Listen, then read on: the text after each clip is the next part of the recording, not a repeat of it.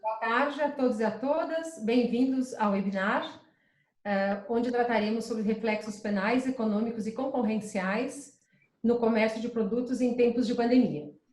Nós temos aqui a honra e agradecimento à presença dos convidados, Dr. Gessner Oliveira, economista, professor da Fundação Getúlio Vargas e ex-presidente do CAD.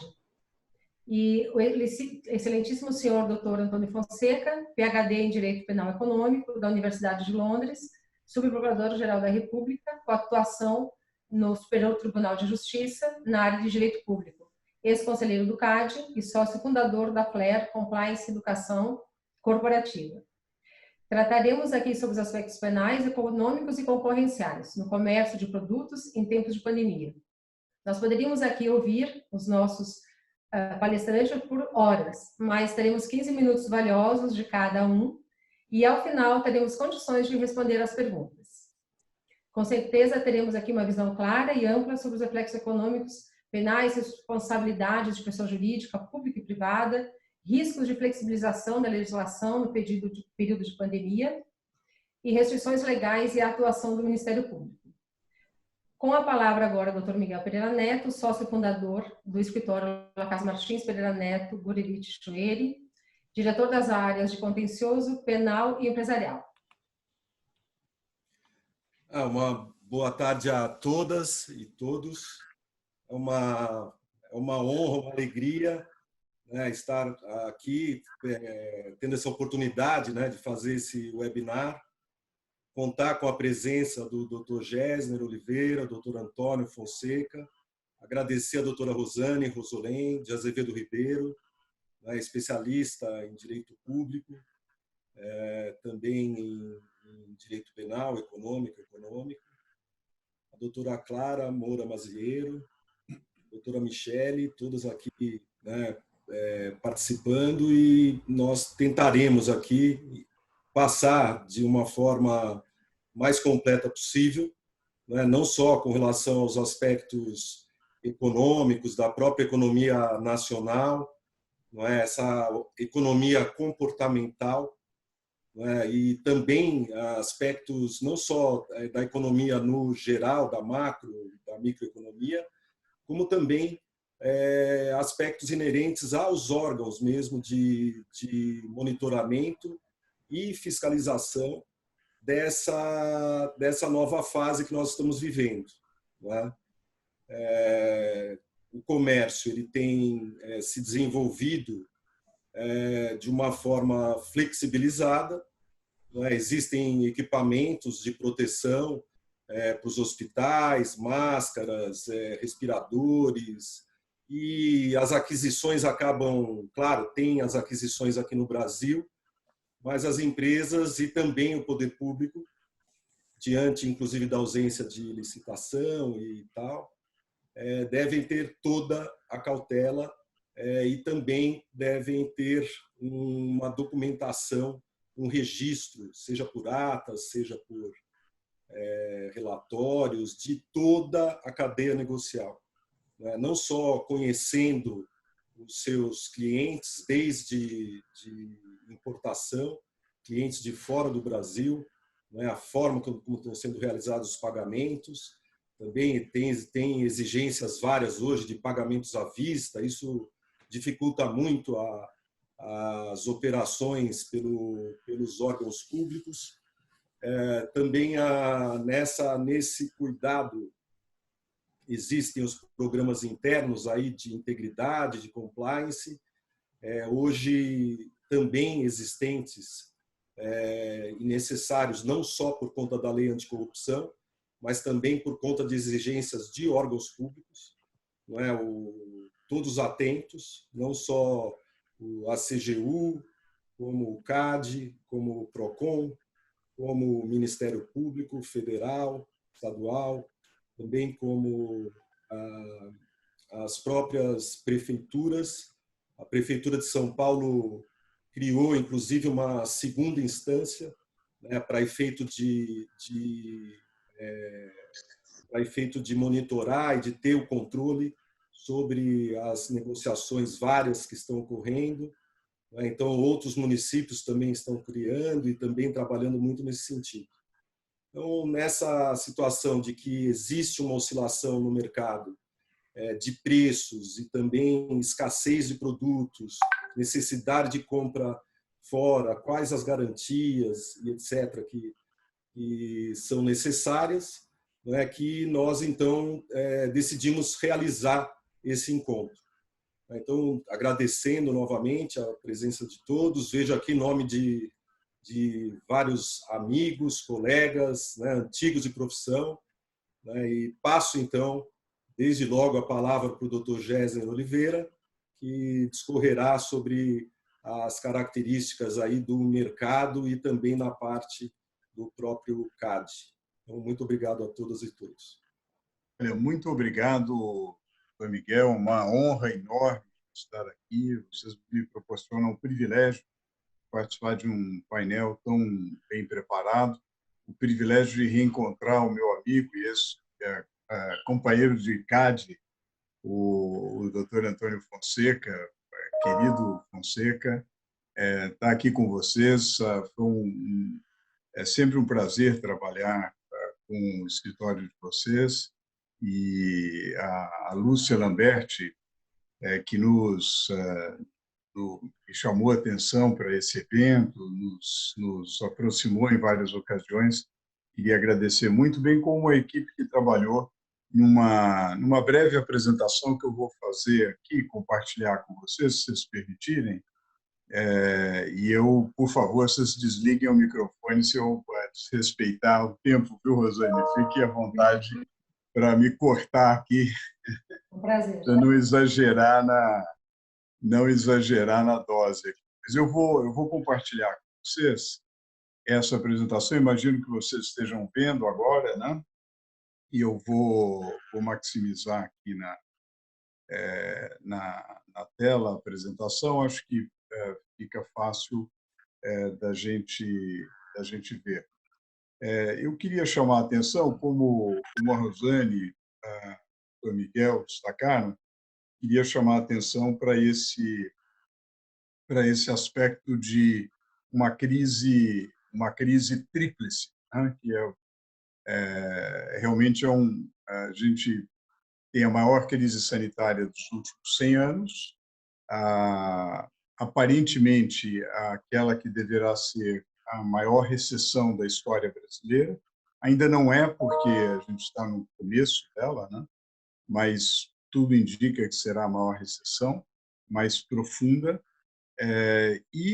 Como nós não poderíamos deixar de arrumar problemas adicionais, nós ainda temos uma situação de tensão política, de crise política, que dificulta a administração dessa situação, né? Quando nós passamos aqui para os dados da crise, só um instantinho, eu estou com dificuldade aqui de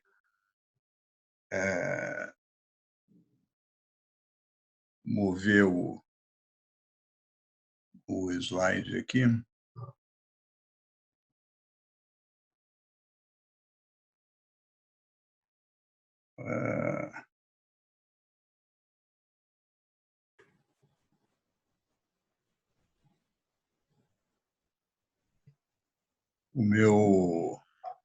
A minha apresentação, inexplicavelmente, não está passando aqui os vários slides. Então, se vocês me permitirem, eu vou abordar os temas que eu ia fazer para não tomar tempo desnecessário aqui.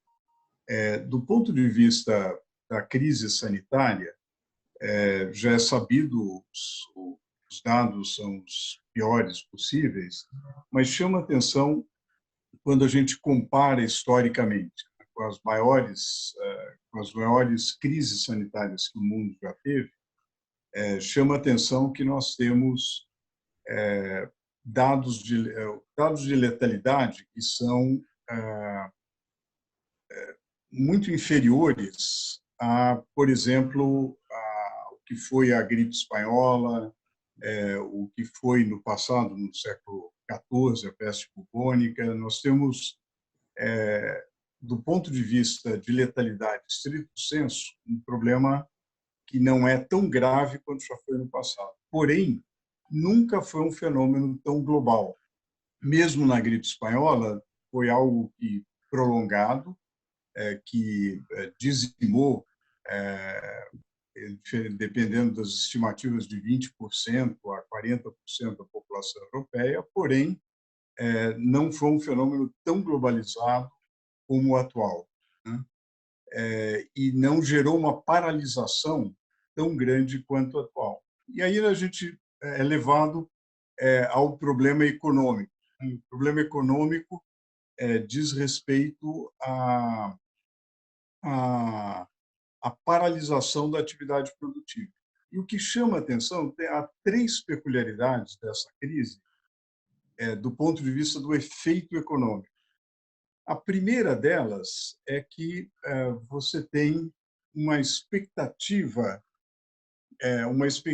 de término, né? Embora você não saiba exatamente quando vai acabar, você é muito comum nas nossas conversas nós comentarmos, bom, depois da pandemia, né? Há uma expectativa de que há um fenômeno e que ele termina. Para algumas pessoas em 3 meses, para outras em 6, 12 ou 18 meses. Mas há uma expectativa de término. Isso faz com que os agentes trabalhem com esse horizonte. Então, quando a gente olha as bolsas, a formação dos preços dos ativos, né, e as bolsas internacionais e a bolsa brasileira funciona com essa hipótese de que haverá um término. No início, havia uma expectativa de que fosse algo muito breve. À medida que o problema vai evoluindo, há dúvidas sobre a brevidade do fenômeno, né? E há, inclusive, receio de uma recorrência do fenômeno, que complica um pouco quando esse planejamento. Mas esse aspecto é diferente de crises anteriores. Na Grande Depressão, por exemplo, de 29, e dos anos 30 nos Estados Unidos, não havia perspectiva, né? Havia uma grande depressão sem perspectiva de término. Uma segunda característica interessante do efeito econômico é o caráter exógeno. Eu confesso a vocês, doutor Miguel, Carlos Fonseca, eu confesso a vocês que eu nunca pensei que eu fosse ver uma crise provocada por um fator exógeno.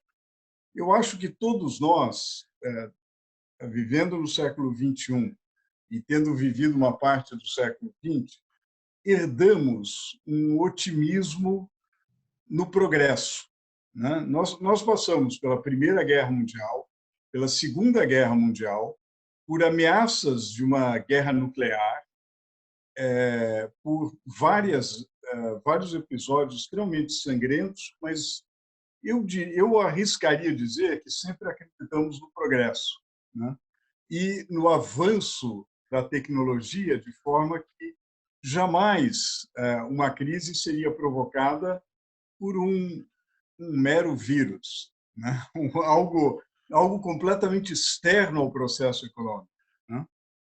É engraçado, eu me lembro assim, nas leituras do Marx, por exemplo, sempre toda a construção do socialismo científico era de que você tinha leis e que, digamos, as contradições do sistema capitalista eram geradas pelo próprio sistema capitalista e não por um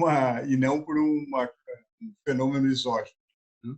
Então essa exogeneidade é muito peculiar dessa crise.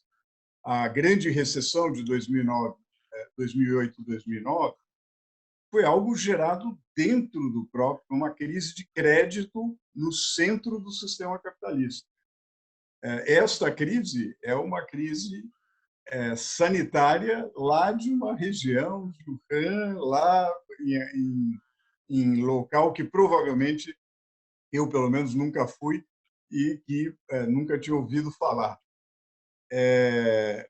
Uma terceira e última característica que a gente está vendo nos dados até de hoje é o efeito sobre o mercado de trabalho. Se vocês se lembram, na última recessão que o Brasil teve, em 2015, 2016, nós estávamos no, então, governo Dilma, nós tivemos, ainda em 2012, 2013, ainda em 2015, taxas de desemprego relativamente baixas, né? A taxa de desemprego, o mercado de trabalho, em geral, é o último a ser afetado. Essa crise, no entanto, o impacto sobre o mercado de trabalho foi brutal e concentrado no tempo. Os dados dos Estados Unidos são impressionantes. Quer dizer, nós tivemos 20 milhões de perda de postos de trabalho em abril nos Estados Unidos. A taxa de desemprego foi de um mínimo histórico de 4,4% para 14,4%. Foi o último dado divulgado hoje. Aqui no Brasil, até eu acho que é interessante, talvez vocês já tenham refletido sobre o impacto, o efeito da legislação trabalhista, mas aqui no Brasil, até que as medidas provisórias atenuaram um pouquinho o efeito e o impacto sobre o desemprego já é perceptível. Os dados ainda não permitem uma conclusão maior, mas o impacto não foi tão grande sobre a taxa de desemprego como ocorreu nos Estados Unidos, né? Então, são essas características gerais da crise que chamam a atenção. É o que eu chamei nesse slide que fala em crise tríplice.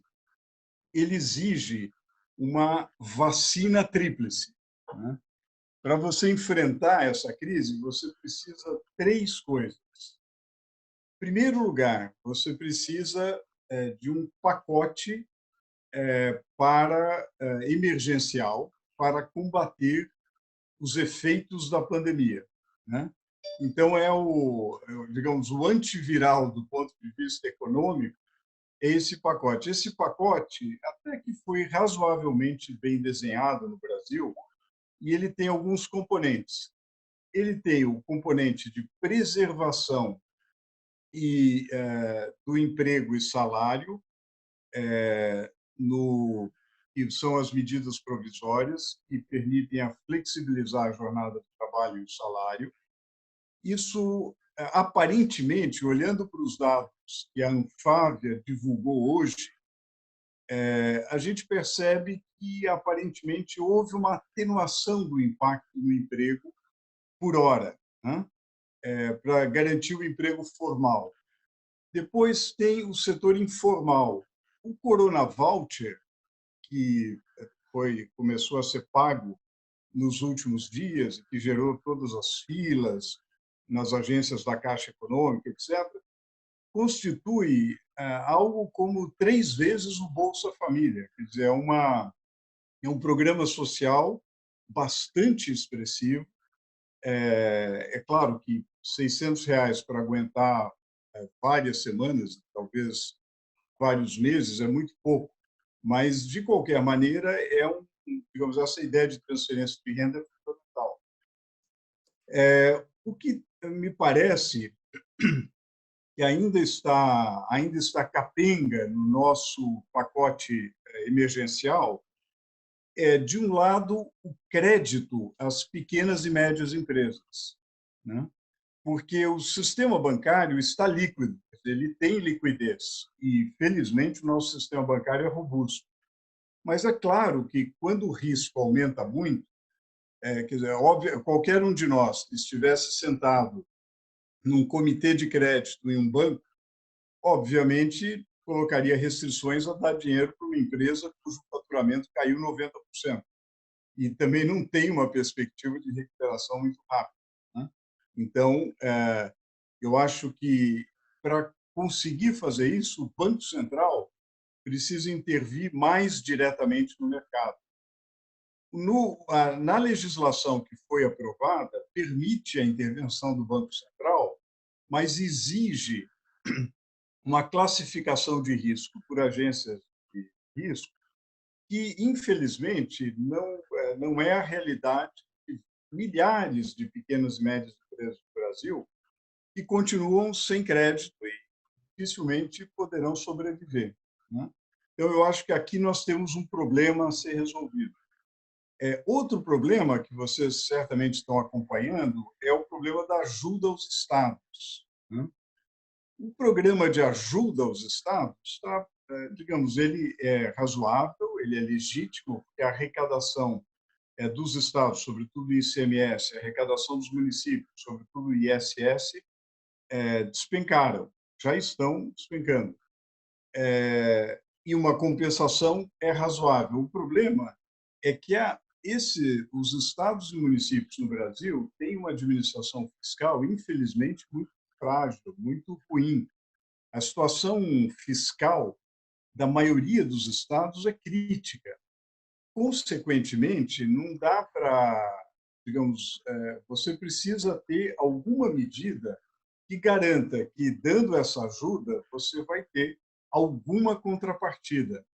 Nesse sentido, acho que o ministro Paulo Guedes tem razão ao dizer que é preciso haver o congelamento dos salários dos funcionários públicos até dezembro de 2021, sob pena de você, digamos, dar uma ajuda, mas você não tem nenhuma medida que garanta que esses governos subnacionais, essas esferas governamentais terão condições de sustentabilidade fiscal, o que vai ser muito ruim do ponto de vista do pós-pandemia. Então, aí também é uma peça que precisa ser arrumada. Mas, no geral, esse é o pacote emergencial que ele pode ser ajustado, né? Essa é a primeira componente da vacina tríplice. A segunda componente dessa vacina tem a ver com o aprofundamento das reformas econômicas. Infelizmente, a minha percepção, que eu queria discutir com vocês, é que prevalece no Congresso uma visão de que agora nós vamos cuidar da pandemia. A agenda de reformas fica para depois. Infelizmente, mais uma vez no Brasil, se arruma um pretexto para procrastinar aquilo que é inadiável, né? Aquilo que precisa ser feito. Então, por exemplo, a reforma administrativa é muito importante.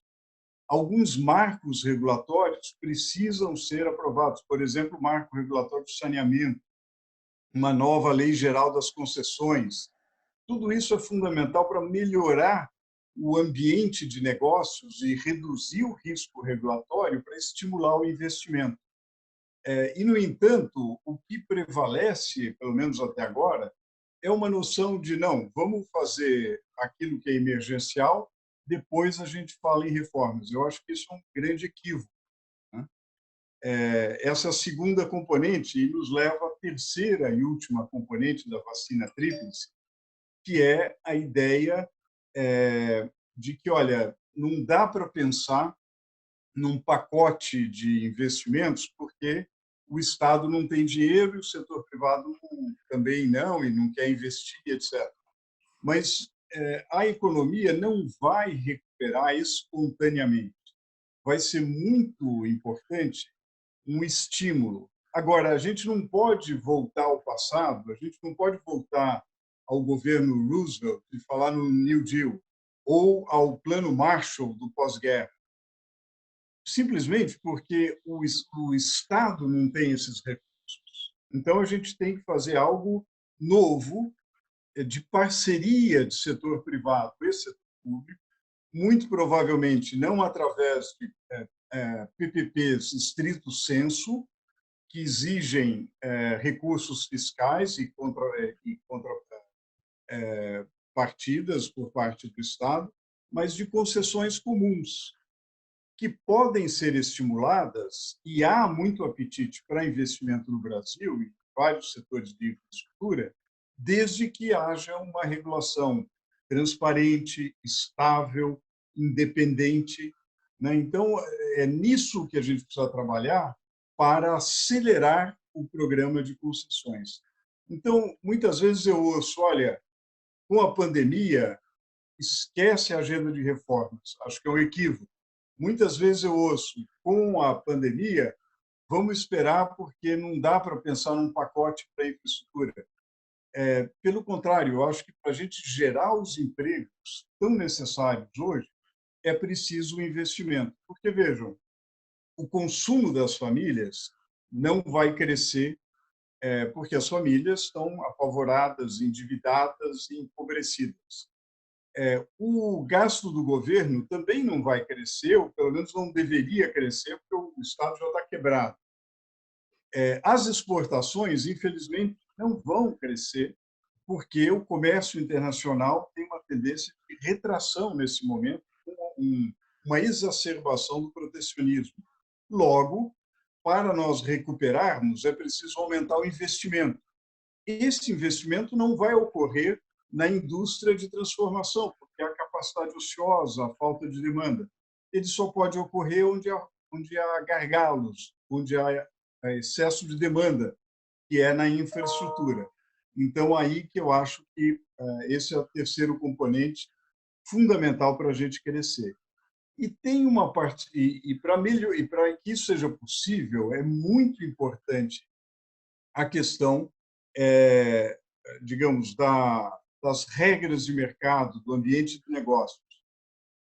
Para o que a gente vai para a discussão proposta aqui, que eu tenho certeza que vocês vão aprofundar de maneira muito melhor do que eu seria capaz, que é ver o cuidado em não exagerar no intervencionismo nos mercados, né? E, nesse sentido, depois as notas técnicas recentes que o CAD emitiu serão analisadas, mas a gente deve tomar muito cuidado. É claro que em situações em que a população entra em pânico, em que há grande apreensão, alguns itens ficam muito disputados. Quer dizer, hoje, digamos, a grande preciosidade é um respirador, é o álcool em gel, são artigos de limpeza, enfim, são itens, são máscaras, são itens necessários para a situação que a gente está vivendo. Tratar de abusividade de preço sempre é um tema difícil do ponto de vista econômico, porque o que é um preço abusivo, né? Com o Dr. Fonseca, eu tive o desafio de analisar, não é, Fonseca, milhares de processos de abuso de preços. Muitos deles, isso eram coisas do passado que vinham de um período de controle de preços, né? Muitos deles absolutamente sem fundamentação e sem uma base estatística sobre a qual você pudesse decidir.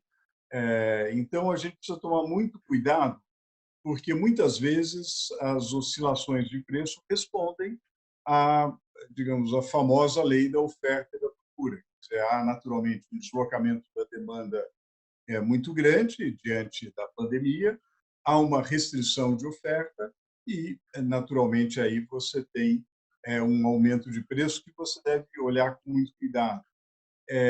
Também o processo de compras públicas, ele precisa ser acelerado, é natural, as compras emergenciais precisam ser feitas, mas com determinados protocolos para que você não facilite demasiadamente o superfaturamento, a prática de cartel e assim por diante, como em alguns estados têm aparecido suspeitas, indícios e investigações.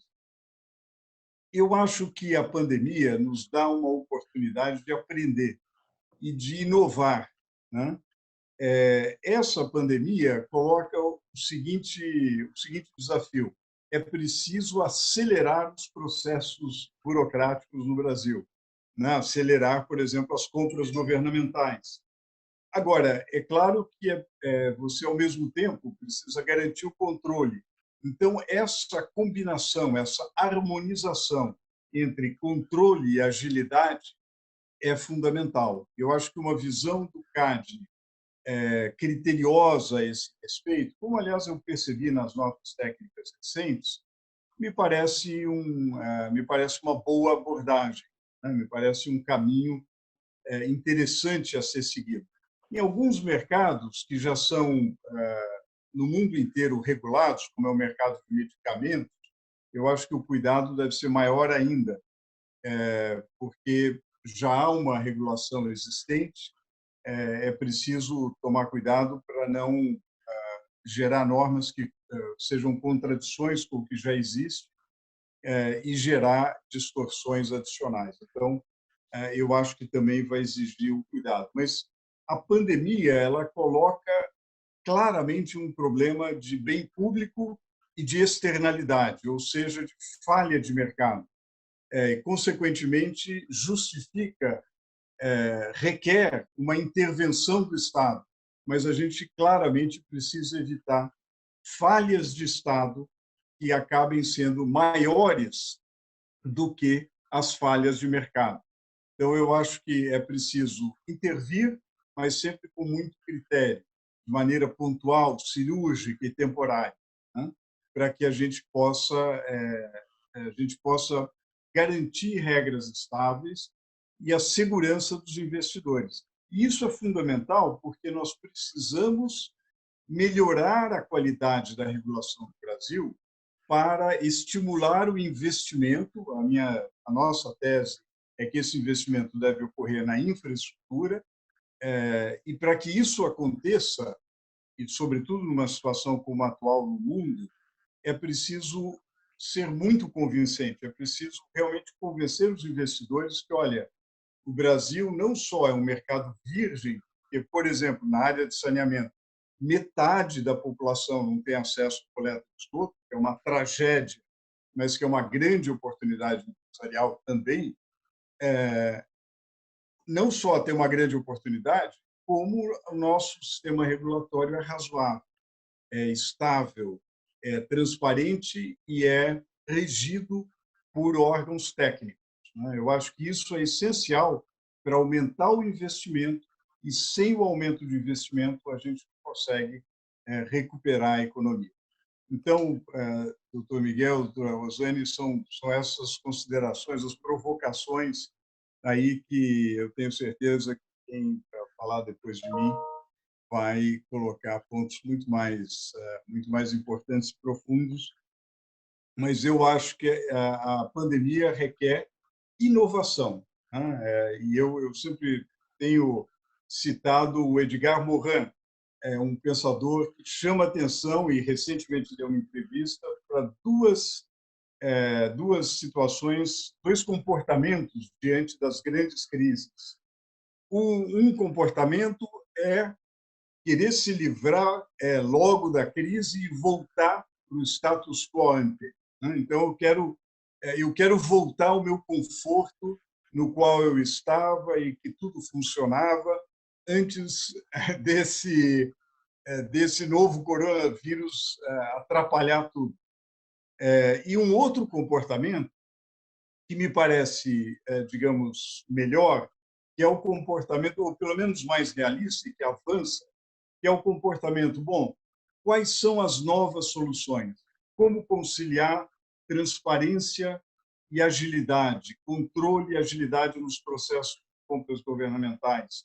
Como conciliar intervenção, mas, ao mesmo tempo, critérios de mercado?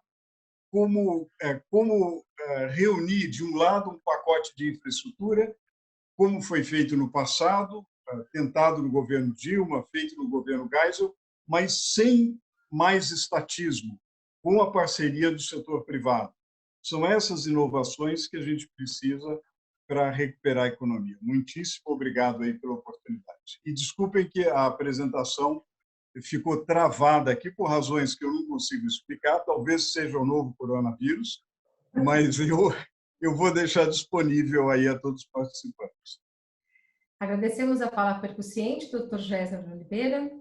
E antes de passar a fala para o excelentíssimo doutor Antônio Fonseca, que vai tratar sobre os riscos dessa flexibilização, da aquisição de insumos na época de pandemia, compliance privado e público, entre outros temas.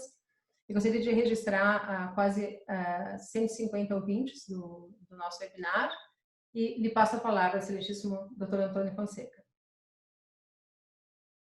Olá, boa tarde. Eu estou muito feliz entre os amigos. Por favor, eu dispenso completamente a excelência, né? O excelentíssimo. Me faz lembrar um programa de rádio, né? Na verdade, essa felicidade é bem justificada, porque são pessoas realmente da amizade da gente. O Gesner, não vou dizer nem quanto tempo a gente interagiu, e posso dizer que é um sujeito extraordinário. Trabalharia com você novamente, Gesner. Puxa, obrigado. O Miguel Rosiane seria um privilégio. Dispensa comentários, né? E a gente retorna ou se junta nesse tempo tão complicado. Mas, ao mesmo tempo, é um privilégio a gente participar dessa dinâmica que a pandemia propicia. Então, nós temos um cenário realmente complicado aí, definido pelo Gesner, né? A gente sabe que, ordinariamente, a gente aprende que a economia é imperfeita, o mercado é imperfeito. Quando nós estamos numa crise, essa imperfeição ela se agrava. Como lembrou o Gesner, se agrava por quê? Se agravam pelas falhas de mercado e as falhas de Estado.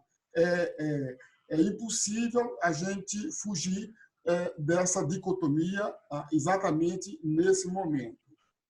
E a questão do fator tempo, quando você coloca num contexto de comportamentos, né, comportamentos de mercados, né, e comportamentos dos agentes do Estado, não é? Parece-me que isso também contamina. Eu quero resolver a minha vida, eu quero resolver o problema da minha empresa antes que eu desapareça. Então, isso realmente é um grande desafio. E, portanto, na minha formação jurídica, o questionamento que nós colocamos é como fica o direito. Quer dizer, na verdade, o direito termina sendo uma vítima, né? O direito, a ética, a integridade. Aliás, eu estou escrevendo um material cujo tema é Lei, Integridade, Mercado e Crise. Portanto, esse trabalho caminha para responder quer dizer, apoiar posições quanto a o que é fazer o certo nessa pandemia. Isso para o mercado, né, para os agentes econômicos. E, ao mesmo tempo, se adequar a essa crise. Então, nós caímos, portanto, numa questão de enforcement, de aplicação da lei, não é? Numa situação complicada, porque, de um lado, nós temos um cenário de flexibilização da legislação, não é? Há um conjunto de leis, leis que envolvem o pacote a que o Gesner se referiu, não é? Aquela rescue policies, não é? Aquelas políticas de resgate, de um lado, o poder de compra daquela pessoa que ficou desempregada, e do outro lado também as empresas, a flexibilização do direito, não é? Então, do direito privado, dos compromissos, dos contratos. Nós vemos isso, projeto de lei que uma lei que está para sair agora. Nós temos a questão da flexibilização do processo de compras e, ao mesmo tempo, nós temos novos riscos à integridade, novos riscos, não é, que surgem, portanto, em função desse fenômeno. E, por cima de tudo, os órgãos de controle estão numa slow motion, não é? Todo o staff está em casa, de quarentena, e a resposta desses órgãos não é exatamente a mesma em tempo normal. Então, como é que nós podemos tentar equacionar o problema do enforcement, da aplicação do direito? Então, eu coloco cinco itens. O primeiro é o fortalecimento do compliance público e privado, não somente do mercado, programa de integridade para o mercado, mas também o programa de integridade para os órgãos de governo. Então, no momento em que o município declara a emergência no seu território, ele precisa ter uma motivação. Há suspeitas de prefeitos procurando juntar um número de casos para justificar a emergência, a decretação de emergência e se habilitar a receber os recursos federais. Então, receber recursos para aplicar na localidade por um mau motivo, isso é bastante complicado. Então, quando a gente diz assim, fortalecer os aspectos éticos da empresa privada, dos agentes privados e também do lado público, é confiar no indivíduo, no empreendedor e também no administrador público, acima de tudo, confiar neles no sentido de aplicar da melhor forma possível os recursos que são por si escassos. E daí ou evitar o programa de integridade, o compliance, é prevenção. Então, prevenir o mal feito a fim de maximizar os recursos disponíveis, não é? E, portanto, reduzir a incidência, o gravame das falhas de mercado ou de regulação que necessariamente vai acontecer. Então, quando nós falamos em compliance público e privado, nós remetemos a todo um conjunto de métodos, processos, procedimentos, princípios que em qualquer parte do mundo conhecemos o que significa isso. Nós temos, em termos de compliance privado, nós temos o decreto 9.000, desculpe, em termos de compliance público, nós temos uma norma bem clara, que é o 9.203 de 2017, não é? E a CGU tem um grande papel em pilotar isso. Em termos de compliance privado, nós temos a Lei Anticorrupção, a 12.846. Também nós temos ainda, quando se trata de compliance para as estatais, você tem a Lei 13.303. Então, quando eu falo de compliance público e privado, eu remeto a esses marcos jurídicos.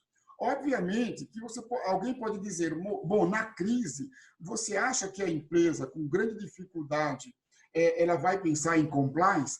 Ela deve sim pensar em compliance. E acreditar que o outro, o concorrente, o parceiro, também vai fazer o mesmo. É fácil? Não é. Por isso que vem o segundo item, pacto setorial de emergência. O mercado em ação coletiva e desenvolvendo uma articulação público-privada.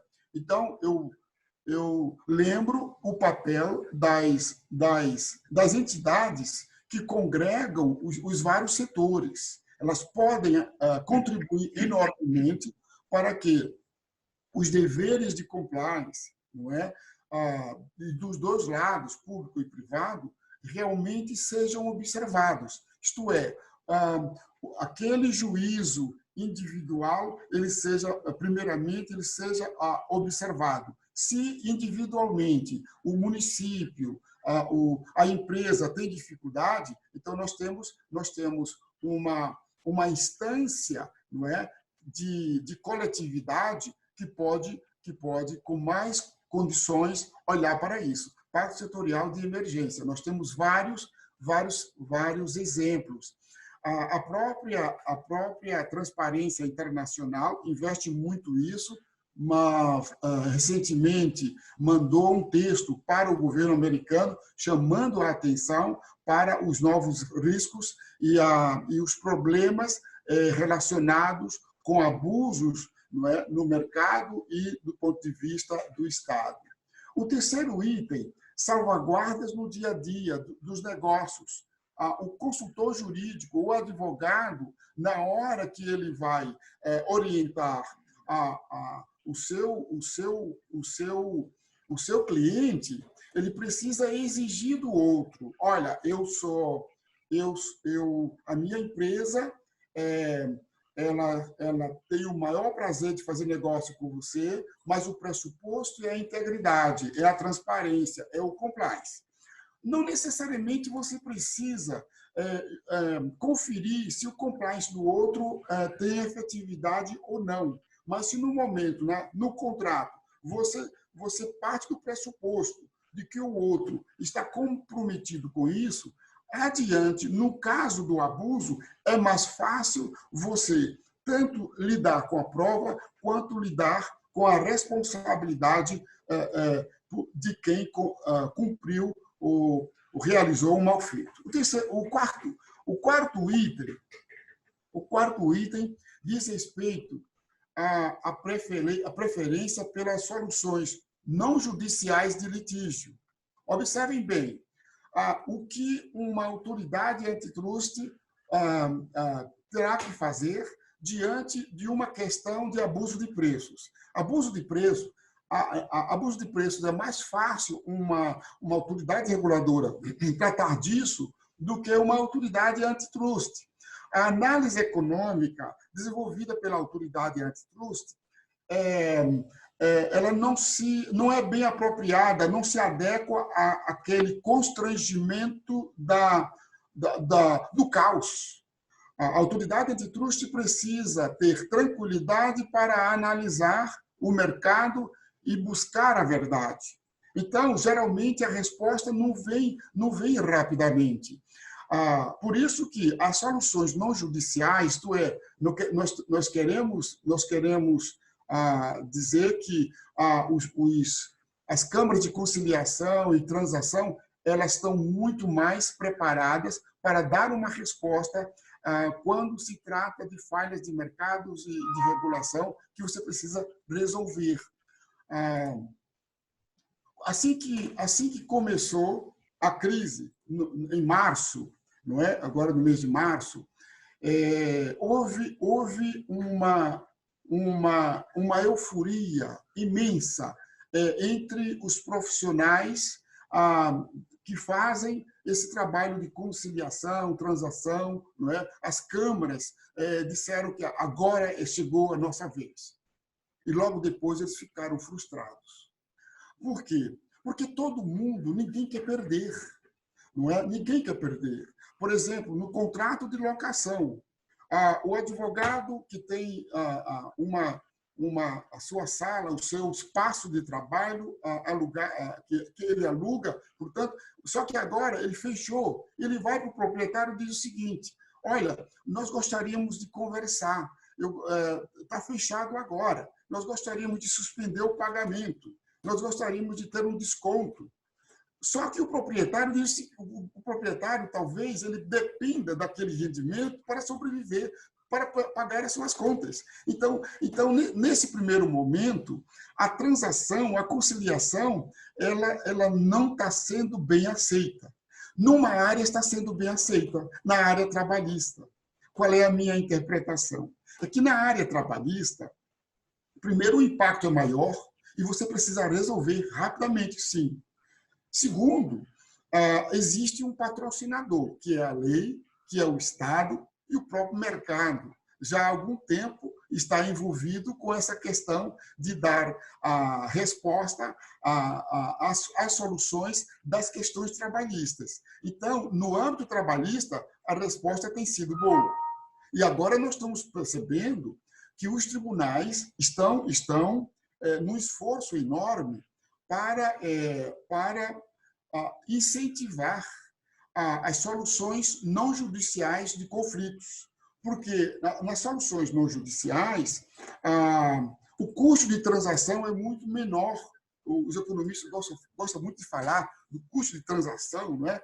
Você tem uma falha no mercado e quer resolver, ou regulatória ou contratual, não é? Então, se você leva para a justiça, o custo é muito maior, a demora é muito mais longa, não é? E essa demora acaba favorecendo o devedor. Bom, então, claro que a gente pode falar muito mais sobre cada item desse. Aí, para o quinto item, pressão sobre as autoridades para promover requisição de bens e serviços. Veja, a lei de emergência prevê a possibilidade das autoridades públicas adotar a requisição. A requisição é um instituto muito mais forte do que a desapropriação. A desapropriação, o pressuposto, é você paga e se apropria daquela propriedade privada. Na requisição é o contrário. Você se apropria e vamos pagar depois. Então, ela é muito mais complicada, ou do ponto de vista de uma sociedade livre, democrática, é muito antipática. Nós sabemos disso.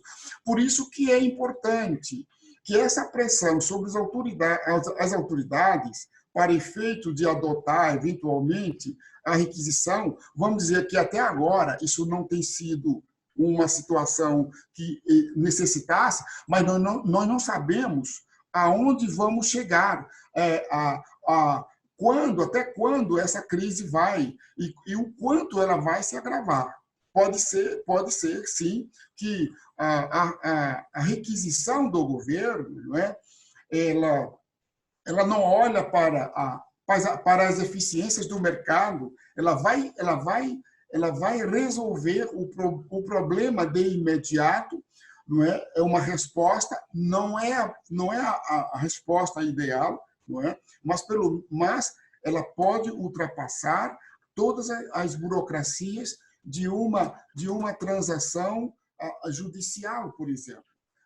De tal modo que o próprio Ministério Público se prepara para mostrar o seguinte: só apoiar aquelas requisições que, de fato,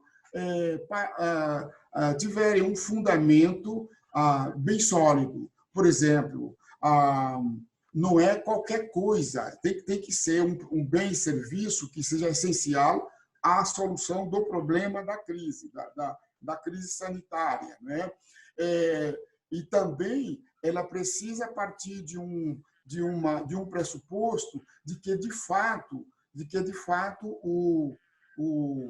o particular não colaborou para atender a uma demanda emergente. Então, por enquanto, nós ficamos nesses 5 pontos que ornam aquilo que nós estamos fazendo. Nós estamos chamando de como fazer o que é certo e se adaptar a esse caos que a crise nos coloca. Então, agradeço a atenção dos senhores e ficamos à disposição para eventuais questões. Nós agradecemos a clara exposição, doutor Antônio, inclusive nossa instigou aí ao recebimento de muitas perguntas e a gente deixa aí aos ouvintes a possibilidade de enviar perguntas no chat. E agora com a palavra eu ilustríssimo senhor Dr. Miguel Pereira Neto, sócio fundador do escritório Lacaze Martins, Pereira Neto, Guriri de Chuele, diretor das áreas de contencioso, penal e empresarial.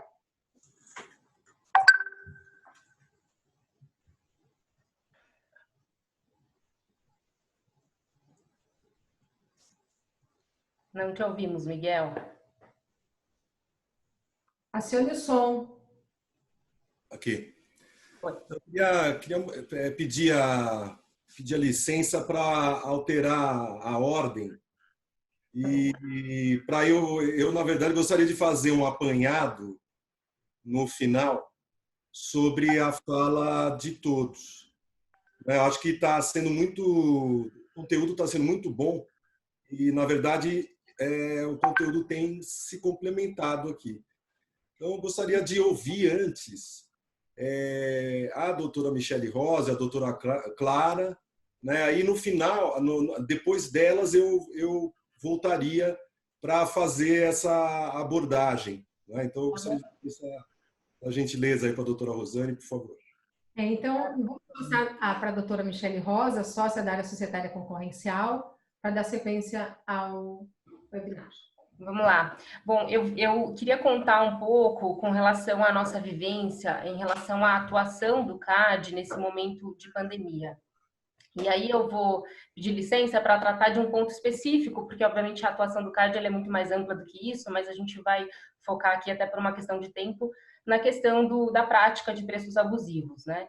Então, nós temos presenciado aí uma investigação conduzida pelo CAD, que teve início aí no começo da pandemia, meados de março, onde mais de 80 empresas aí do segmento da saúde têm sido alvo de investigação, então, desde farmácias, hospitais, laboratórios e outras empresas aí que atuam com produtos relacionados ao combate à Covid, essas empresas têm sido alvo de uma investigação justamente por meio da qual o CAD tenta averiguar se há uma prática de aumento abusivo dos preços.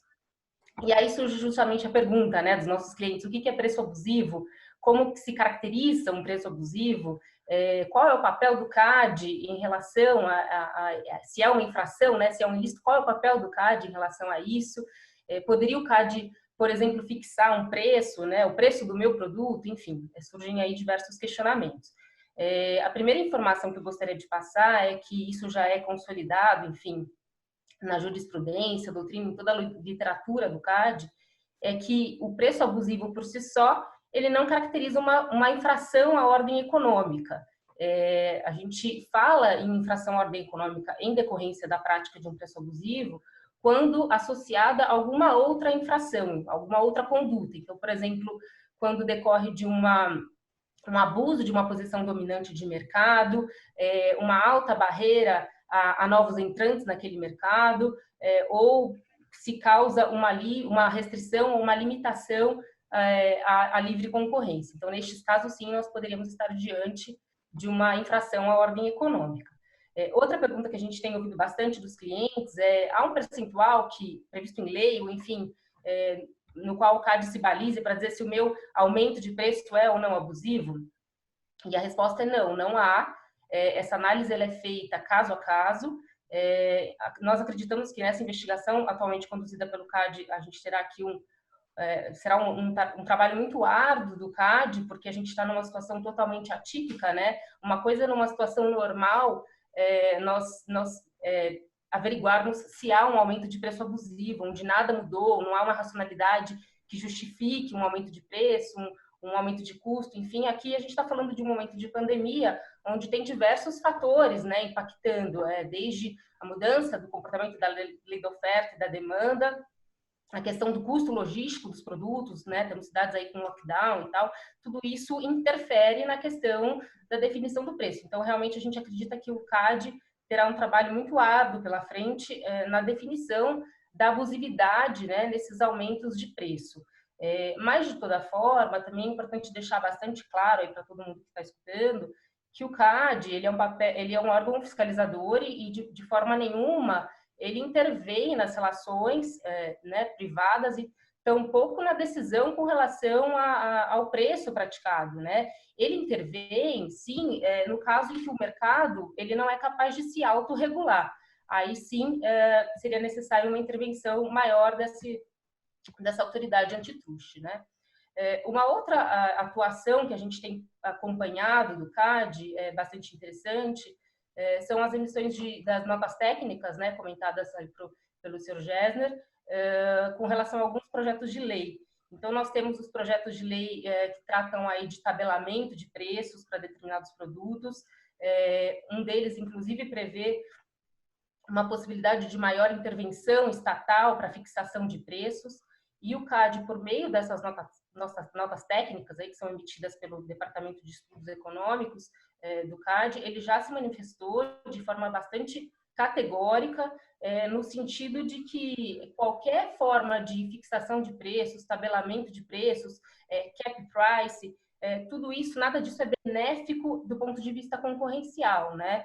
Justamente porque causa alguns prejuízos, né? Alguns malefícios, tais como o desincentivo, o desestímulo à produção, à comercialização, à distribuição desses produtos, porque, em última instância, também leva a um desabastecimento desses produtos no mercado. E uma coisa bastante interessante também, até mencionada em uma dessas notas técnicas, é que o aumento do preço, o aumento, né, o aumento do preço num momento de escassez como esse que nós estamos vivendo, ele serve como um sinalizador para a população, para o consumidor, com relação à importância daquele produto, né? Então, serve também como um instrumento de conscientização da população com relação à essencialidade daquele produto, que até ontem talvez não fosse essencial, mas que passou a ser essencial por conta da pandemia. Então, a gente tem, essas são as duas principais frentes de atuação do CAD, e que nós estamos aqui acompanhando, enfim, vivenciando. É isso. Obrigada, doutora. Agora passamos a palavra à doutora Clara Maziero, sócia da área penal do escritório Lacaz Martins, Pereira Neto Gurevich Chueri, professora de Direito Penal e doutora em Direito Público e Penal.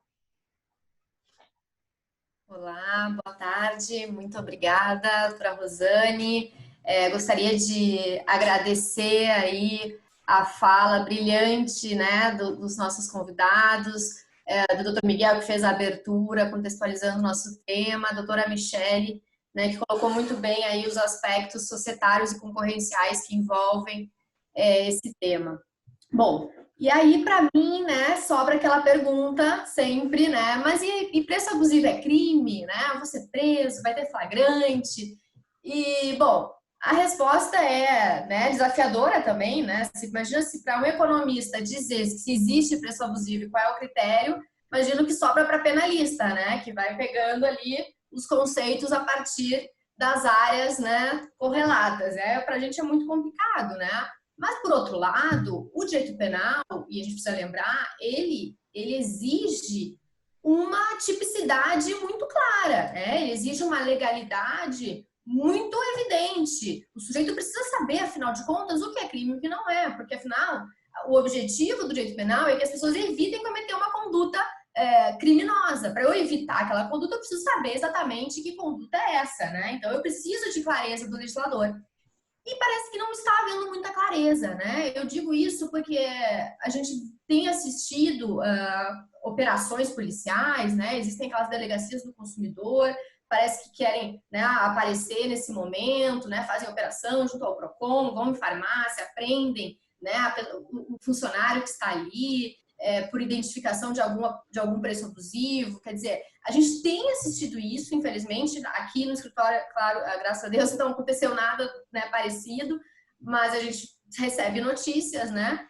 E por outro lado, também temos aí notas técnicas que foram disponibilizadas tanto pelo Ministério Público de São Paulo quanto pelo Ministério Público de Minas Gerais. E o que é mais curioso, cada um tipificou num crime diferente a suposta prática do crime de preço abusivo, né? Então, torna aí essa resposta, né, de se preço abusivo é crime ou não, ainda mais desafiadora. Mas o que eu tenho para dizer é o seguinte, né, na linha muito do que já foi falado, do que a doutora Michele falou, preço abusivo per se, sozinho, né, dificilmente vai considerar um crime. O que a gente tem, e aí é bom colocar, né, nós temos 3 leis que vão tratar de crimes envolvendo o consumidor. Temos o Código de Defesa do Consumidor, que vai tratar de problemas interpessoais, consumidor-fornecedor, né, não vai tratar desse, né, o preço abusivo seria um problema que atinge um número indeterminado de pessoas, então no CDC não tem nada sobre isso, né? Depois nós temos a 8.137, que traz crimes contra as relações de consumo. Ali tem alguma coisa relacionada à precificação, já vou falar. E nós temos a lei dos crimes contra a economia popular, que ali sim é onde a gente tem visto que está se tipificando mais neste atual momento, né? Bom, Na lei, então, dos crimes contra a economia popular, e o que seria crime contra a economia popular, né? O que é economia popular? É exatamente esse complexo, né, de relações econômicas domésticas de um número determinado de pessoas, né? Então, se eu aumento um preço, evidentemente, eu atinjo um número indeterminado de pessoas, porque ou eu vou lesionar aquele que comprou por um preço extremamente alto, ou eu vou lesionar todos aqueles que eventualmente deixaram de comprar porque o preço estava naquele nível, né? Então, eu não consigo identificar as vítimas. Por isso, atingiria, sim, um bem jurídico aí relacionado à economia popular. Mas o crime, né? E aí eu só vou falar de um deles, porque eu discordo muito da tipificação que o Ministério Público de Minas Gerais deu, e isso até vai ser publicado num artigo nosso, meu e do Dr. Miguel, que vai sair aí dia 13 no Jota, pelo menos foi a informação que eu tenho, espero que de fato saia. Mas, enfim, na lei dos crimes contra a economia popular, tem um crimezinho que vai dizer o seguinte: provocar a alta ou a baixa do preço, quer dizer, para cima ou para baixo, por meio de notícias falsas, operações fictícias ou qualquer outro artifício, né? Esse seria o crime. Isso quer dizer o quê? Não é o aumento de preço per se que a gente está criminalizando. A gente criminaliza condutas fraudulentas, outras que vão fazer eu induzir os meus consumidores a algum erro de que aquele é o preço justo daquela mercadoria, né? Então eu faço alguma operação fictícia. Ou, indo agora para os crimes da 8.137, tem lá, por exemplo, né, recolher insumos para forçar um aumento de preço, para fazer algum tipo de conduta aí sim fraudulenta para gerar um aumento de preço fictício, né? Essa é a conduta criminalizada. Quer dizer, o que a gente está querendo, que o código quer criminalizar é justamente alguma conduta fraudulenta, né? Emitir notícia falsa, ou ainda juntar produto, ou dizer que tem 100 gramas e tem 10 gramas. Quer dizer, são condutas fraudulentas, outras, que vão induzir a economia popular, ou os consumidores em geral, em algum tipo de erro em torno ao preço abusivo, né? Então, eu de fato não entendo que um preço abusivo agora, de álcool gel, de máscara, decorrente de algo que é natural do mercado, né? Que é a lei da oferta e da procura, então um aumento decorrente disso, de fato os insumos aumentaram, quer dizer, está mais difícil de encontrá-los, enfim. Por isso, eu não consigo entender que há um crime por uma decisão comercial, né, de aumento do preço decorrente disso. Até porque, a não ser que, né, tenha sido algum fabricante de álcool gel que tenha trazido o vírus, né? Imagina, aí o negócio... Aí a gente poderia, né? Tem uma reprobabilidade, né? Aí sim, né? Esse é um cara fraudulento, esse é o cara criminoso, né? Então é difícil. Tanto até para fechar a minha fala um pouco, inclusive a gente tem visto, tem no Senado e tem no Congresso 2 projetos de lei, né? Um do Randolph, senador, outro acho que até do Alexandre Frota, que querem justamente trazer um crime, já que ele não existe a princípio, né? Que é de aumento de preço de produtos, provavelmente produtos que se tornaram inelásticos agora, né? Como máscaras, enfim, produtos em tempos de pandemia, né? Então isso me sinaliza, né? Me dá alguma tranquilidade quando eu afirmo, de fato, que um aumento per se, quer dizer, um aumento sozinho de preço, sem conduta fraudulenta, por simples opção comercial, por uma decisão de uma precificação entre vendedor, uma precificação transparente entre vendedor e comprador, uma negociação em um ambiente de livre mercado, evidentemente, e aí alguma discussão, não sei, até posso direcionar, de repente, essa pergunta para o Gessner na sequência, se a gente está de fato num ambiente de livre mercado hoje, né? Mas, enfim, eu já vi que o superintendente do CAD entende até que meio que não, né? Mas, e que isso, aí sim, né, nessa liberdade comercial, a gente não haveria incidência de crime, no meu entender. Certo? Acho que era mais ou menos isso no meu curto tempo, né? Para pincelar algumas provocações em torno ao crime aqui. De novo, faço a propaganda aí que a gente está publicando um artigo um pouco, né, mais extenso, e aí eu consigo, de repente, me expressar melhor, né? Eu e o Dr. Miguel, que vai sair futuramente aí no Jota sobre, afinal de contas, preço abusivo é crime. Então, antes de fazer as perguntas, eu gostaria de passar a palavra ao Dr. Miguel Pereira Neto, que agora está esquentando aqui o clima das perguntas, né? Acho que vai ter um debatezinho aí no final. Vai, quiche. São diferentes. Mas, Dr. Miguel, para fazer a conclusão antes das perguntas. Por favor.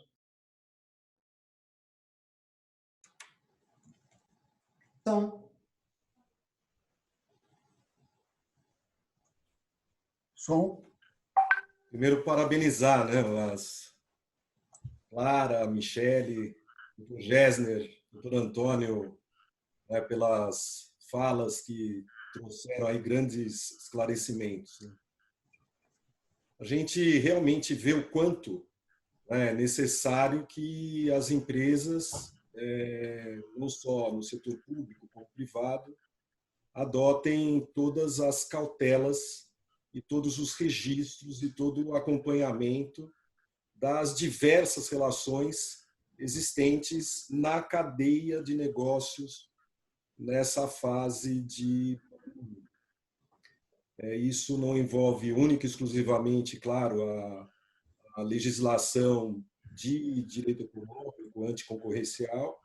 Existe um cuidado com relação ao Código de Defesa do Consumidor, a lei de improbidade administrativa, responsabilidade fiscal, a questão dos tributos também pelas pessoas jurídicas, no sentido de analisar quais são as isenções, quais são as reduções que existem hoje, específicas para essa época. Também a questão até de suspensão ou diferimento desses pagamentos. Os produtos, quais as características desses produtos, se eles preenchem realmente aquela qualidade. Nós tivemos aí notícia de equipamentos que foram adquiridos por um determinado estado, que não tinham ali a característica e a qualidade necessária para atender às necessidades. Também aquisições desde a importação. Então, digamos que um determinado estado, uma prefeitura ou uma empresa tenham adquirido produto de outro país, de uma empresa de fora. Então, o interessante é separar, segregar os fatos para que cada um deles, para que cada uma das condutas tenha ali a sua individualização e nessa característica saber qual a legislação que é aplicável e qual a responsabilidade existente não só da pessoa física, mas também se ela se estende para a pessoa jurídica como um todo e também se ela se estende para os gestores das empresas, administradores dessas empresas. Então, nas aquisições de fora, existe uma obrigação, como nós vimos aqui nessa fase, a questão do preço abusivo ela está num terreno escorregadio, tem ali um limbo. Então, se eu for um pouco para cá, posso ter uma interpretação de que eu tenha adquirido respiradores por não sei quantos $1.000 a mais do que ele realmente custa. Mas a época é uma época de escassez. Eu preciso atender a população aqui da cidade. Então, digamos que até me deram um exemplo antes, teve uma brincadeira nas nossas conversas, no sentido de um prefeito, que não há nenhum caso na cidade e ele pega e compra 1 milhão de máscaras, ou compra muitos equipamentos, tal. Então, o interessante, o importante é que haja a documentação, haja realmente essa condução de caso, de fato a fato. Então, adquiriu a mercadoria, ela embarcou, foi entregue devidamente na mesma quantidade que foi adquirida, por aquele valor, chegou a mercadoria no município, essa mercadoria, 1 milhão de máscaras, no município que não tem ainda a Covid, e como fazer, então, aquele prefeito para deixar ali o hospital, os hospitais municipais equipados para atender uma eventualidade, para atender um caso que seja, para salvar uma vida, para atender pessoas de outros municípios vizinhos, que também os outros municípios podem não ter se equipado. Chega lá a mercadoria, 1 milhão de máscaras. Isso não foi utilizado de forma alguma para outra finalidade, não houve desvio, não houve gasto de recursos que tenha sido maquiado ou utilizado para finalidades políticas no ano de campanha, por exemplo. Então, qual foi a destinação daquele recurso? Essa destinação ela tem que ser específica para aquilo. O prefeito veio, distribuiu máscaras fartamente para a população, porque ele entendeu que essa seria a medida adequada, depois de resolver isso, não só com o secretariado, mas também com a própria Câmara de Vereadores, etc. Essas máscaras equiparam os hospitais, os equipamentos equiparam os hospitais.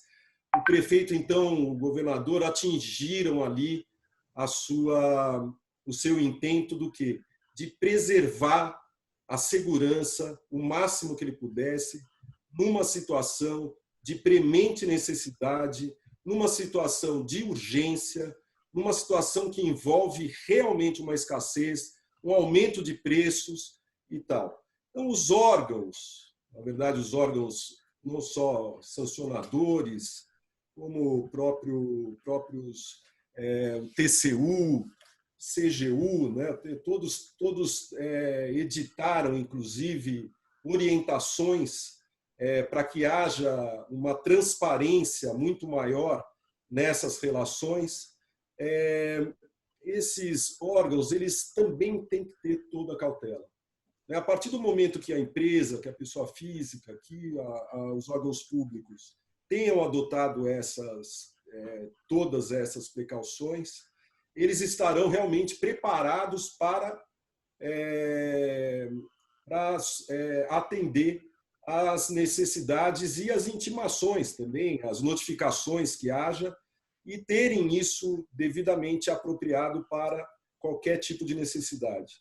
Então, qual é a interpretação que vai dar um órgão público, como ressaltou a doutora Michele, como ressaltou também o doutor Antônio e o doutor Gessner, no sentido do que, poxa, nessa situação existe um abuso?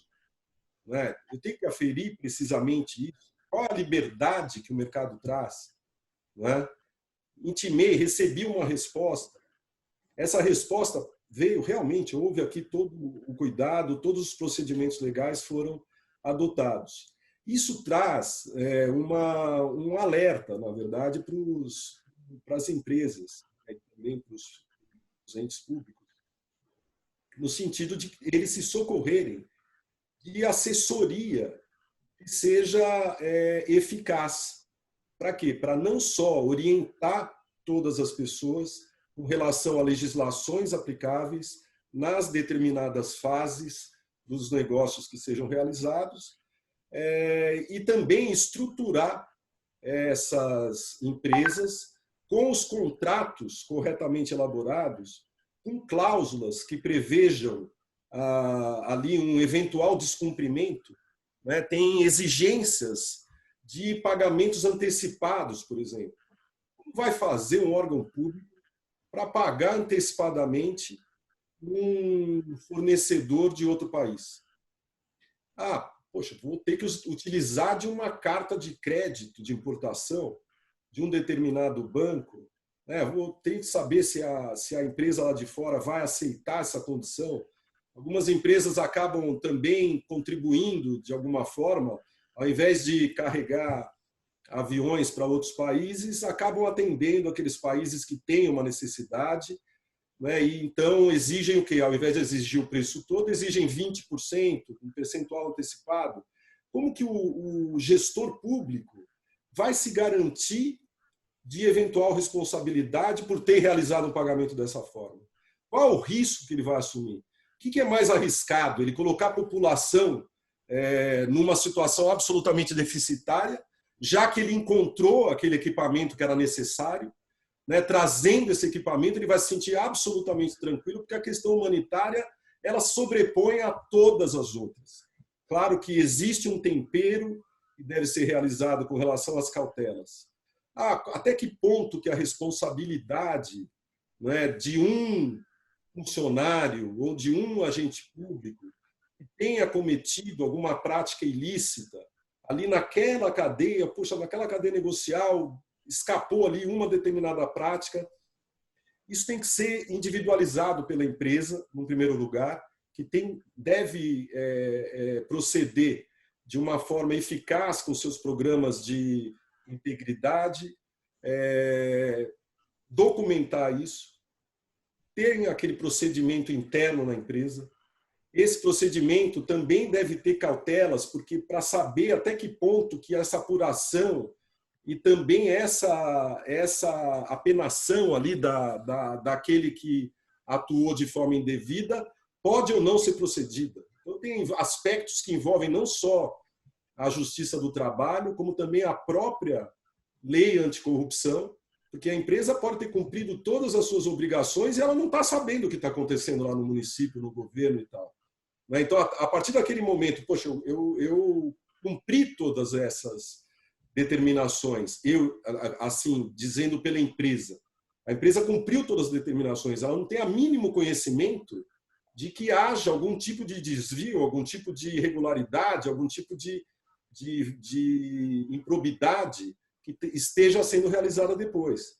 Mas espera lá, mas houve uma contratação e o órgão aqui verificou que essa mercadoria ela não chegou primeiro para o órgão público.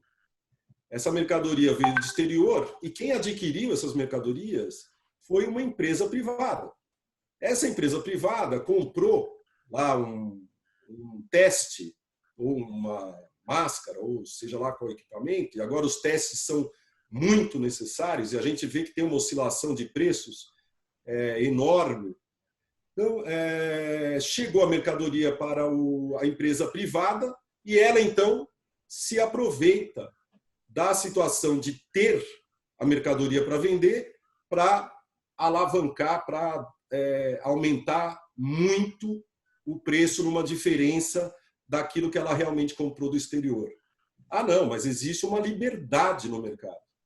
Né? Qual é o preço que é desarrazoado, que vai chegar para o consumidor final, que vai chegar numa farmácia, que vai chegar no laboratório, no hospital público, no hospital privado? Qual é esse preço? Né? Esse preço ele é desarrazoado, ele é abusivo ou não? Essa é uma questão que transparece do negócio também.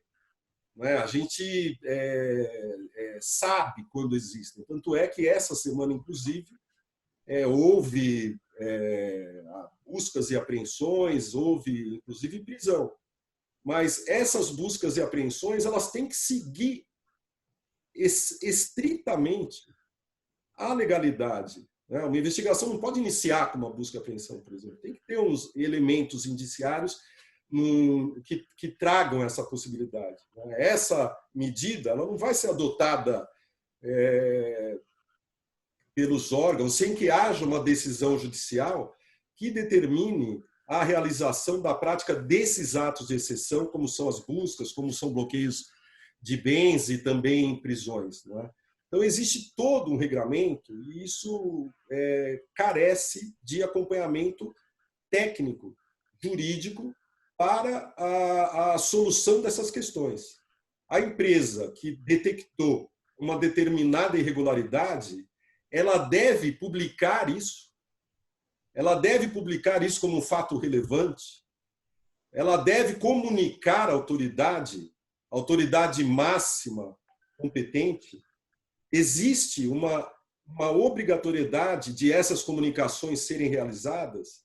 Hoje, o TCU, por exemplo, a CGU, com certeza órgãos diversos estão realmente de olho. Como disse o doutor Antônio, como disse o doutor Gessner, existe um redobro no sentido de aumentarem as cautelas e também aumentar a fiscalização. Então, os órgãos estão solicitando acompanhamento. Existe pelo Ministério da Saúde, por exemplo, um controle e a informação de quanto que a população tem a segurança de poder ser atendida com mercadorias. O Ministério da Saúde tentou adquirir equipamentos do exterior. Esses equipamentos sequer foram comprados, vamos dizer, de uma forma segura, no sentido de que efetivamente eles teriam condições de chegar ao Brasil. Não é? Então, poxa, mas tinha uma alternativa de comprar respiradores nacionais, não é? Que é uma fabricação da ciência brasileira, da produção brasileira, da medicina brasileira, não é? De buscar investimentos com relação a essa produção. Estão adquirindo produtos brasileiros. Não é? Isso vai chegar a atender toda a população? A gente tem essa grande dúvida. Não é? A notícia que nós tivemos hoje é assim, cada dia um aumento maior, né, dos casos, mas que em alguns pontos, né, que deveria ser para todos, claro, essa segurança, no sentido de que o pico se atinja rápido e que a gente saia dessa rapidamente. Quanto tempo isso vai acontecer? Né? Em quanto tempo que eu tenho que adotar essas cautelas? O doutor Gessner trouxe, né? Será de 6 meses? Será de 1 ano e meio e tal, é uma dúvida. E nós estamos vivendo essa dúvida, essa insegurança. Né? As empresas, hoje, elas têm necessidade de buscar créditos, muitas empresas que não têm caixa, né? Que não se socorreram ali de uma cautela, afinal, todos fomos pegos de surpresa. Essas empresas, buscando recursos em bancos, buscando crédito, quais as cautelas que deve ter? Né? Uma assessoria técnica nesse sentido, para buscar não só esse financiamento, mas também para buscar uma segurança com relação ao cumprimento. Não é? As empresas também, no sentido de promoverem ao máximo, não é, a sua atividade. Não é? Então, existe uma restrição de atividade, uma busca desenfreada, irresponsável por quebrar o isolamento social. Não é? Então, deve ocorrer uma responsabilidade e estimular realmente um respeito a essas providências. Né? As empresas agora se socorrendo de recuperações judiciais, né, demonstrando essa necessidade. Mas pode acontecer também de empresas que busquem determinadas vantagens, vamos dizer, aproveitando o momento, para recuperar questões de muito tempo atrás, e não essas agora dessa crise que se instala. São muitas as questões que envolvem a fase que nós estamos vivendo. Essas cautelas das empresas com relação à transparência, com relação aos seus programas de integridade, essas cautelas são de extrema necessidade, inclusive para facilitar e para precaver eventual trabalho posterior de defesa, de apresentação de defesa administrativa ou inclusive judicial e inquéritos. Então, nós, por exemplo, no escritório, né, nós estamos focados no problema. Né? Cada um dos departamentos do escritório tem, na sua especificidade, tem condição hoje, né, de nós nos estruturarmos, uma de estar trabalhando home office e mesmo assim não dificultar a comunicação e o acesso com os clientes.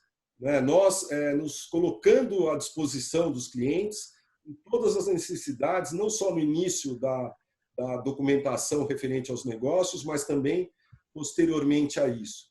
Então, a cada um na sua atividade, mostrar o máximo que pode, se dedicar o máximo que pode agora, para realmente haver uma união do mercado como um todo. Né, e que haja responsabilidade das empresas e também dos agentes públicos, no sentido de ter consciência dessa responsabilidade, né, que assim, é uma pandemia, é um inimigo um vírus que não é um exógeno, como o Dr. Gésler muito bem classificou. Nós temos aí uma insegurança, uma incerteza cada dia que passa, né? Tomara que venha essa vacina logo, tomara que venha o tratamento logo, né? E assim por diante. Então, essa responsabilidade que é ligada à humanidade, são assim, condutas humanitárias. Nós não estamos nessa situação para ter qualquer vantagem. Essa é a verdade. Mas as empresas que forem classificadas como tendo eventualmente praticado um preço abusivo, essas empresas, elas devem sim ter direito ao devido processo legal, a cada um dos atos que ela receber, ter direito de defesa, ter direito de apresentar numa ampla possibilidade todas essas informações com todas as cautelas que tenham sido adotadas anteriormente. Eu não vou me estender muito mais, eu vi que eu já passei do tempo. Eu agradeço mesmo as palavras de todos, né? Não só por parte da economia, aí, que a gente teve realmente essa noção da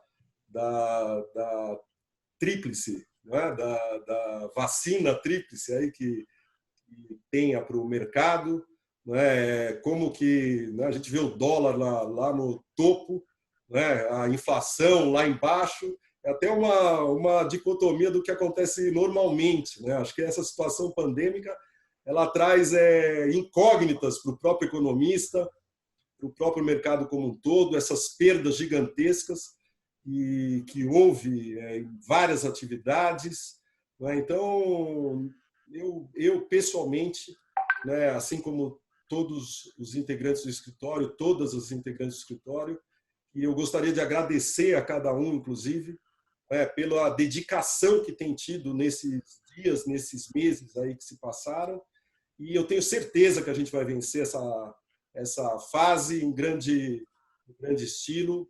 Claro que haverá perdas, mas nós teremos passos adiante e com certeza a melhoria de muitas coisas.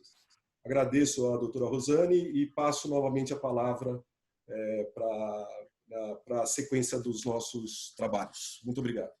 Obrigada pela apresentação, e nós recebemos algumas perguntas, não vai dar para fazer todas pelo tempo, mas eu vou fazer 2 perguntas para os convidados. Eu vou inverter e vou fazer primeiro a pergunta ao doutor Antônio Fonseca, por causa dessa última exposição do Dr. Miguel Pereira Neto, sobre essa questão, aquisição sem processo de licitação, no período de pandemia, não isenta a responsabilidade do ente público.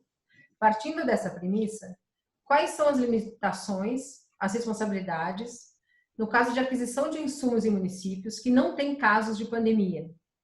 E como é feito o controle da utilização real desses insumos, já que é muito difícil fazer esse controle, né? E adquiridos pelos entes públicos. Muitas vezes, o que os municípios estão se atendo é a formalidade. Eles querem fazer o registro na Anvisa e não age de uma forma talvez procedimental, com o compliance público necessário à atividade, com relação exatamente a uma tomada de preços, a análise de mercado e aos outros procedimentos de integridade. Como é que fica essa questão, doutor? Se o doutor Fonseca me permitir, doutora Rosane, eu só vou pedir licença. Eu tenho, todo final de tarde, eu tenho um compromisso com a Rádio Bandeirantes de fazer um pequeno comentário econômico. E eles já estão sinalizando aqui que eu tenho que entrar ao vivo. Eu queria agradecer enormemente esse privilégio, essa oportunidade que vocês deram de ouvir o doutor Fonseca, o doutor Miguel, a doutora Clara, a doutora Michele, excelentes apresentações, e eu realmente espero que a gente continue esse debate. Obviamente, lamento que a exposição não tenha andado, mas eu fico à disposição, aí o escritório Lacasse, por favor, se quiser distribuir, sinta-se à vontade. Eu peço realmente licença, é uma pena, mas eu preciso entrar aí ao vivo, tá bom? Bom, então as perguntas dirigidas ao senhor nós respondemos pelo link, tá bom? Ótimo, ótimo. Com o maior prazer, com o maior prazer. Vai ser um privilégio. Um grande abraço a todos. Espero revê-lo em breve. Parabéns pela explanação e muito obrigado. Obrigado. A gente obrigado. agradece. Vamos pegar o material para disponibilizar junto com o vídeo. Esperamos revê-lo em breve. Doutor Com Antônio, certeza, com certeza. Virtual ou presencialmente. É ótimo. Obrigada, Doutor Jéssica. Um abraço. Obrigada. passar a palavra ao doutor Antônio para responder. Então, a Então, palavra está comigo. com o senhor. Veja bem,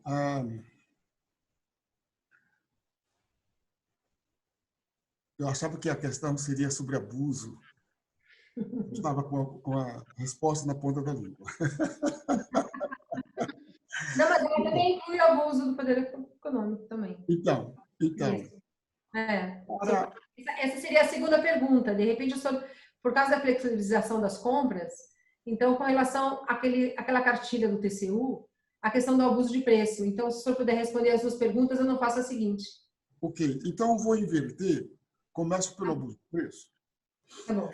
Eu me lembro que, acho que foi a Michelle ou a Clara que mencionou assim, bem, nós temos um regime de liberdade. Temos ou não temos? Se perguntou para o CAD, parece que o CAD, não sei qual foi a resposta do CAD. A liberdade econômica está na Constituição como valor fundamental. Só que a gente esquece que a liberdade ela precisa ser avaliada dentro de dois elementos topográficos da Constituição. Aquela promessa da República, os três primeiros artigos da República, não é? Se promete uma república transformadora, não é? Cabe todos têm direito de acesso à riqueza da nação. Isso é algo que nos alimenta a esperança. Não somente esperança é uma coisa que casa com ações, tá certo? Nós temos a riqueza, o acesso de todos à riqueza da nação, não é? Como eu vou ganhar a vida justamente, não é? Pagar as minhas contas, me deslocar, fazer a universidade, ter a minha família e buscar o lazer.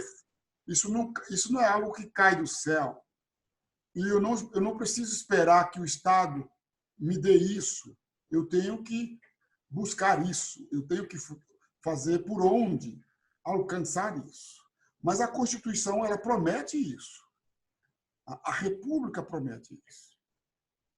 Por outro lado, ela promete isso e liberdade econômica está lá no começo e está na ordem econômica. E veja bem, a liberdade econômica, onde ela está? Está no CAPT, está no artigo 170. E o artigo 170 tem um significado enorme, que põe a Constituição para servir um governo da direita ou um governo da esquerda. Um governo da esquerda mais interventivo e um governo da direita com menos intervenção. Tá? Então, veja bem, é sempre bom lembrar o artigo 170.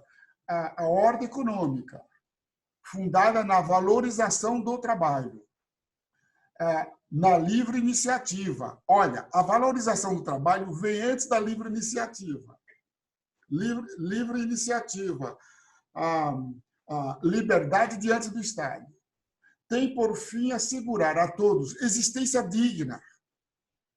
E a crise ela clama pela existência digna, né?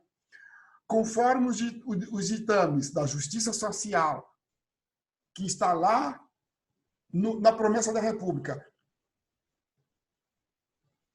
Todos têm direito de acesso à riqueza da nação. Isso fora da integridade jamais se realizará. Eu me emociono quando falo disso, porque eu abracei uma missão de fazer o interesse social. Está lá no artigo da Constituição. O Ministério Público faz a defesa do interesse social.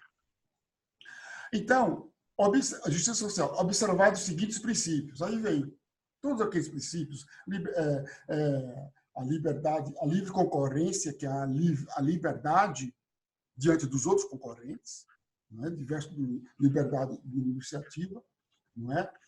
E no parágrafo único do 170, é assegurado a todos o livre exercício de qualquer atividade econômica, independentemente de autorização de órgãos públicos.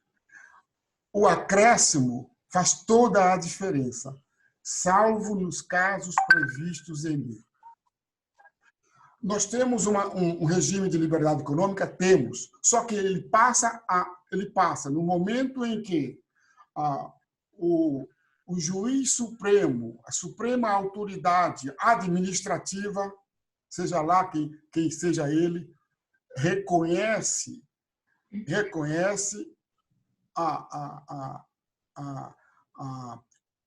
a emergência nacional, ele põe em lugar um outro regime, o regime da justiça social, o regime da dignidade. Você vai olhar para essas duas coisas. Então, quando eu falo em abuso de preço, tem um abuso, a lei do CAD, ela fala, antes falava, né? Mas hoje fala em abuso de lucro, abuso de margem, não é? A partir de um domínio de mercado, de uma situação estrutural bastante complexa, não é?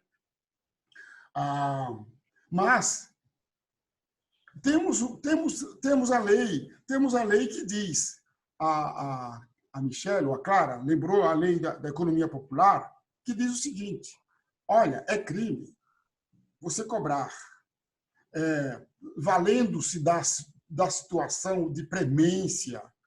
Eu não preciso de mais palavras para dizer que nós temos agora uma situação fora da curva, não é? Você é que, como nós temos só mais 10 minutos, eu tenho duas perguntas para lhe fazer. Ok, vou concluir. Então, qualquer juiz, ele vai invocar a lei da economia popular e dizer o seguinte: o senhor fez uma operação suspeita, que o preço de mercado que esperaria que fosse normal seria esse aqui. Qual seria o preço? Se você fala de medicamentos, você tem uma lei que fala de preços. Se você fala de a compra por pregão, você tem o registro de preços, você tem uma referência, tá certo? E a partir dali, você põe um razoável. Então, o que é que o artigo 5º o 4º da 1521 diz? Tudo que exceder de 1/5 daquilo que em condições normais você venderia, isso aí é preço abusivo. Isso aí, veja bem, isso não é um conceito econômico agora. Isso é um conceito per se. E pronto. Ou você trata disso, ou esquece, pode deixar o outro morrer, etc. Então, nós temos um duplo regime agora. Então, eu tenho 3 perguntas que eu vou formulá-las para responder em 5 minutos, porque eu tenho muitas mais, mas nós vamos responder pelo livro. Tá bom. Eu vou resumir as perguntas, umas 10 em 3, tá bom?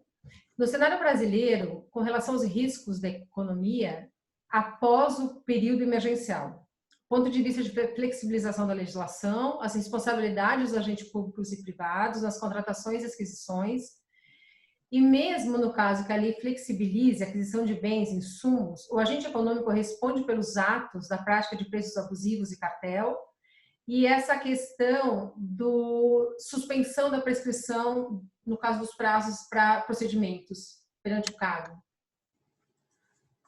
A suspensão da prescrição simplesmente diz o seguinte: passado a emergência, você vai responder.